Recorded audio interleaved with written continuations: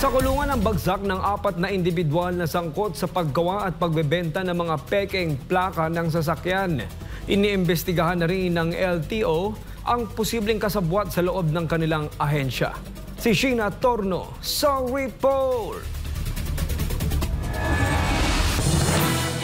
Pasado alas 7 ng umaga ng Martes, iniharap ng Land Transportation Office at ni Transportation Secretary Vince Dizon ang 4 na sospek na sangkot sa bentahan ng peking plaka online. Sinabi ng LTO, ilang tauhan nilang nagpanggap na buyer para makuha ang tiwala ng mga sospek at matuloy ang operasyon. May link sila, nagbebenta sila sa Facebook nitong plaka. So nagkaroon tayo ng case build-up, nakipag-usap tayo until, ang gusto ayaw pa makipag-meet up dati, gusto delivery lang. At hindi tayo pumayag. So we ordered 51 plates. Umabot siya ng 50,000. So kaya napilit namin na face-to-face. So nung face-to-face, July 2 na kami nagsimula, July 12 nagkita, doon na po natin sila hinuli. Inamin ng LTO at DOTR na hindi malabong marami nang inaibenta mga sospek sa mga kababayang naghahanap ng shortcut sa plaka na kalaunay maaring magamit pa sa krimen. Napakadelikado nito dahil hindi lamang to gumagawa ng plaka para pagsamantalahan ang ating mga kababayan by selling them these fake plates. Itong mga peking to, ito din ang mga peking plaka na ginagamit sa mga illegal na activities tulad ng mga kidnapping, robbery, murder, lahat. Ayon sa investigasyon, ibinebenta mga peking plaka sa halagang 1,000 piso hanggang 2,000 piso. Mas mahal pa sa orihinal na 450 pesos na plaka mula sa LTO.